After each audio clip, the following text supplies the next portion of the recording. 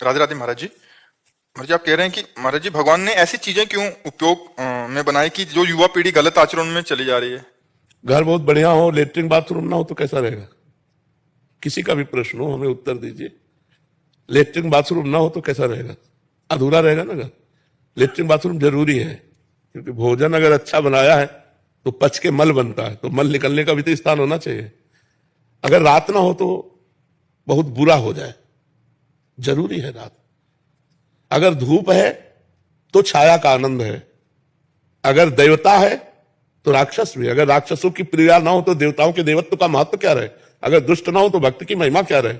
अगर बुरा ना हो तो भला की भलाई क्या रहे? तो दोनों डिपार्टमेंट भगवान ने बनाए। पूर्ण तभी है जब दोनों डिपार्टमेंट हो, बुरा भी हो और अच्छा भी हो। अब आपको छोड़ दिया गया, अब आप बुरे में जाओगे या अच्छे में, आपको चयन करना। बुरे में जाओगे तो लाठी पड़ेगी और अच्छे में जाओगे तो माला पड़ेगा। अब ये देख लो क्या चाहते हो। मालिक ने पूरा बगीचा अपने अनुसार बनाया, तुम्हारे अनुसार नहीं बनाया।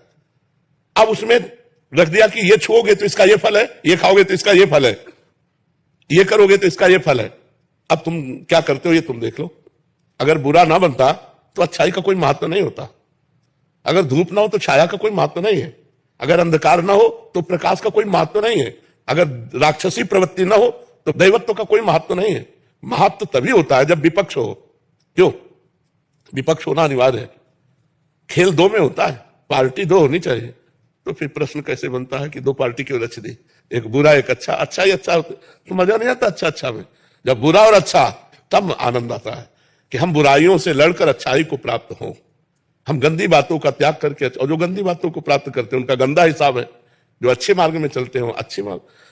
अब आज हमारे समाज को जो सुधारने की बात है वो दो से सुधरती, शास्त्र और संतजन। क्योंकि ये खाना चाहिए, ये नहीं खाना चाहिए, ऐसे बैठना चाहिए, ऐसे करना चाहिए, ये शास्त्र जानते हैं। भगवान की आज्ञा शास्त्र है और शास्त्र को संतजन जानते हैं।